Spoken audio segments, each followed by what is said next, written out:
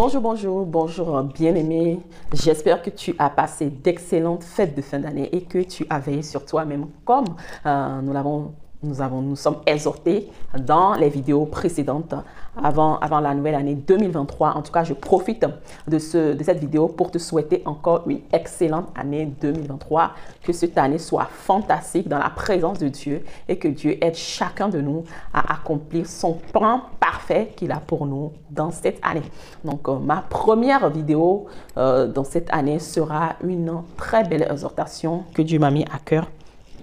4 actions à poser. Nous allons parler aujourd'hui de 4 actions à poser pour étoffer les malédictions familiales qui réclament ta vie et pour déclencher un cycle de bénédiction pour toi et pour toute ta descendance.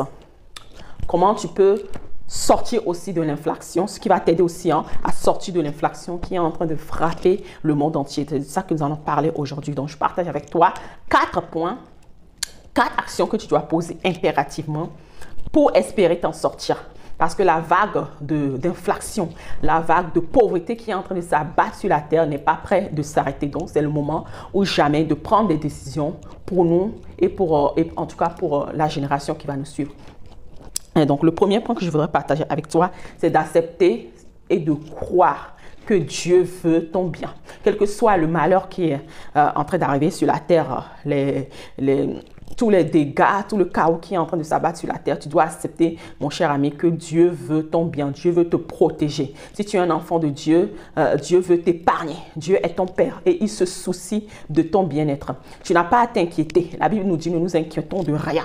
Que Dieu, notre Père, sait de quoi nous avons besoin. Tu dois être conscient, avant toute prière, tu dois être conscient que Dieu, mon Père, il veut mon bonheur. Dieu, mon Père, il a des projets de paix et non de malheur pour moi. Et il travaille et il s'attelle à ce que cette inflation qui est sur la terre ne m'atteigne pas. Parce que la Bible dit que nous sommes dans le monde, mais nous ne sommes pas partir de ce monde. Parce que Dieu, qui est notre Père, c'est lui qui est notre source, c'est lui qui prend soin de nous. Donc, si l'inflation est en train de toucher la terre, Dieu, notre Père, n'est pas du tout sur la terre. Donc, il n'est pas touché par l'inflation. Donc, tu dois t'attendre à lui et tu dois lui faire confiance de ce qu'il prendra soin de toi dans cette année et dans toutes les années à venir.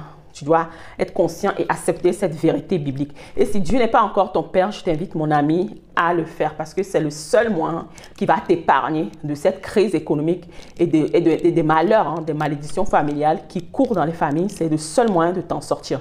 Si tu n'as pas encore donné ta vie à Jésus, je t'invite vraiment vivement à le faire. Même avant de continuer à visionner cette vidéo, je mets en bas de cette vidéo une prière simple que tu vas faire de tout ton cœur, d'un cœur sincère pour inviter Jésus-Christ dans ta vie, afin que Jésus-Christ devienne ton frère, pour que tu rentres dans la statue des enfants de Dieu. C'est ce qui est très impératif pour toi.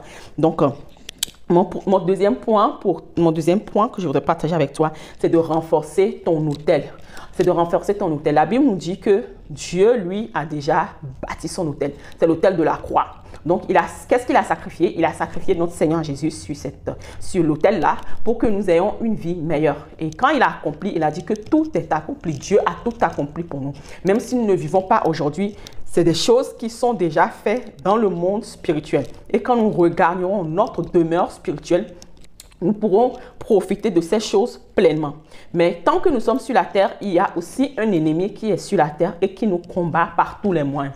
Il veut nous faire douter de la vérité, de l'achever de la croix. Donc, il passe par tous les moyens pour nous divertir, nous étouffer, nous réclamer par des réclamations de pauvreté, bien qu'il sait que nous avons été rachetés par le sang de Jésus et que nous ne nous appartenons plus.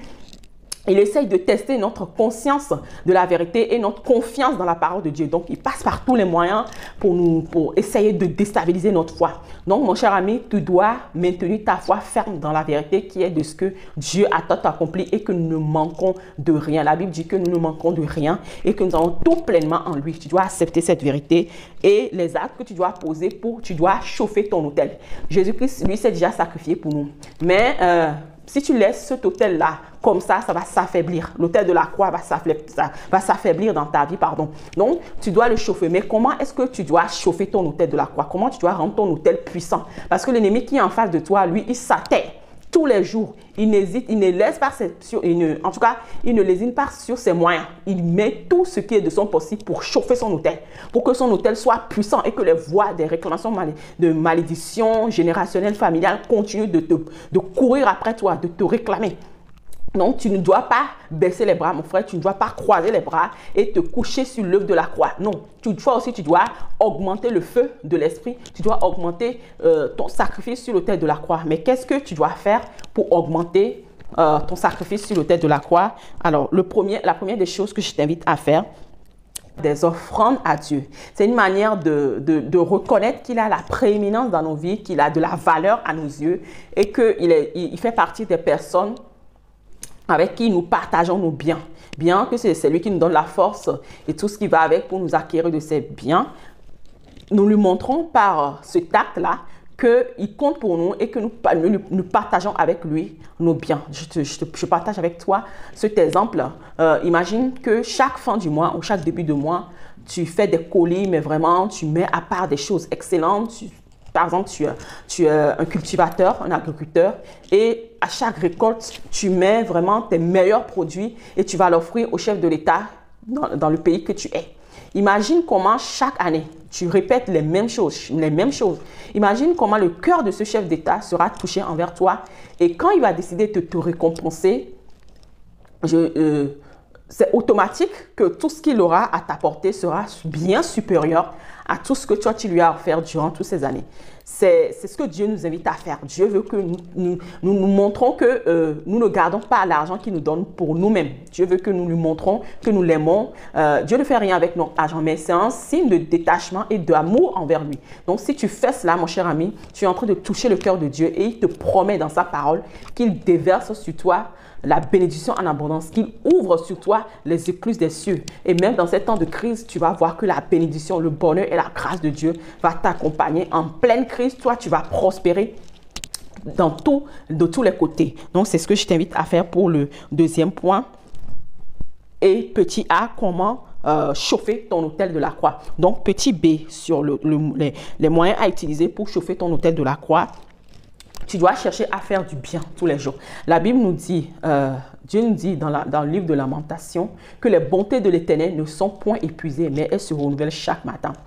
Imagine Dieu en train de chercher quelqu'un à qui faire du bien chaque matin. Dieu est fidèle dans ses actes.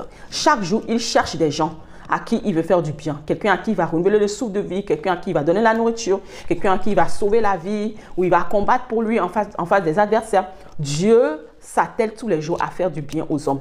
Donc, si nous voulons être comme Dieu, si nous voulons être riches comme Dieu, si nous voulons dominer comme Dieu, si nous voulons en tout cas avoir la statue des enfants de Dieu, nous devons aussi, chercher à faire du bien aux pauvres, à faire du bien aux gens qui sont dans les nécessités tous les jours. Tous les jours, tu dois chercher comme Dieu quelqu'un à qui tu dois faire du bien.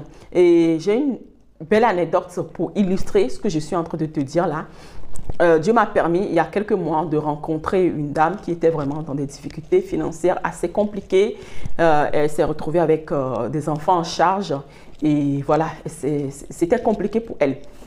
Donc, le but de notre rencontre était de l'aider, de la soutenir, de la conseiller, de la diriger pour qu'elle puisse régulariser ses papiers dans le pays, qu'elle puisse avoir un emploi, un toit, parce qu'elle n'avait même pas de maison. C'était tellement compliqué. Et la personne chez qui il vivait aussi l'abusait de tous les côtés. Donc, elle vivait vraiment une situation assez compliquée et complexe. Donc, Dieu m'a permis, durant ce moment-là, de la rencontrer et de la soutenir par tous les moyens, que ce soit physiquement, moralement, mentalement, financièrement. J'ai pu faire ce qui était, en tout cas, tout ce que Dieu m'avait mis à cœur. Donc, un jour, nous étions à quelques semaines de la rentrée et elle n'avait pas, en tout cas, des moyens de se procurer des affaires de la rentrée pour ses enfants. Elle était en train de réfléchir et elle ne m'avait pas vraiment parlé du problème. Mais un jour, ce jour-là, je me suis décidée, j'ai décidé de prendre des vêtements, tout ce qui est nécessaire pour la rentrée pour ses enfants. Donc, je l'ai contactée, je lui ai donné le cadeau, je lui ai donné le colis que j'avais préparé pour elle. Tellement elle était émerveillée par le geste que je venais de poser envers elle. elle était étonnée. Elle disait que c'était la prière qu'elle était en train de faire à Dieu, que c'est la fin, c'est le début de la rentrée, mais elle n'a rien pour faire la rentrée de ses enfants, que en tout cas, elle vient de voir que Dieu a exaucé ses prières. Et cette dame a commencé à prier pour moi. Elle n'a pas non seulement prié pour moi, mais ce qui m'a touchée, c'est qu'elle a prié pour moi et pour toute ma famille et pour tous mes descendants. C'est-à-dire, elle a prié pour les enfants de mes enfants. Et elle déclarait des paroles de bénédiction. Elle disait que les portes qui m'ont été fermées, en tout cas, qui seront fermées à mes enfants sur ce territoire, que ces portes-là s'ouvriront. Tellement, elle avait tellement proclamé de bénédiction. C'est ce qui m'a même poussé à faire cette vidéo. De te montrer comment faire du bien aux gens peut court-circuiter des cycles de malédiction, des paroles de malédiction qui se courent sur ta vie et déclencher un cycle de bénédiction. Et c'est fait. Cette prière qu'elle a faite, c'est en accord avec la volonté de Dieu dans ma vie. Donc, je crois que cette prière a eu un effet sur ma vie, non seulement sur ma vie aussi, mais aussi sur la vie de mes enfants et des enfants de mes enfants. Donc, je t'invite, mon cher ami, à ne pas te lasser de faire du bien. Comme Dieu nous le demande, ne nous lassons point de faire du bien, car nous le moissonnerons au temps convenable. Dieu dit que tout bien que nous faisons, tout ce que nous donnons aux pauvres, c'est à lui-même que nous le donnons et qu'il nous le fera moissonner au temps convenable. C'est ce qui m'amène au troisième point que je partage avec toi dans la vidéo, c'est de rendre grâce à Dieu. Quel que soit ce que tu as, ou tout ce que tu attends de Dieu, ne cesse jamais de rendre grâce à Dieu. C'est ce qui encourage Dieu à continuer ce qu'il a commencé dans ta vie. C'est ce que notre Seigneur Jésus a fait. L'exemple parfait de l'action de grâce, des effets de l'action de grâce sur nos vies, c'est ce que Jésus a fait quand il s'est retrouvé devant la multitude de foules qui devaient nourrir, et il n'avait devant lui que 5 pains et 2 poissons. Donc Jésus avait besoin de plus de 5000 pains pour nourrir la multitude de foules qui était devant lui. Mais Jésus ne s'est pas plaint.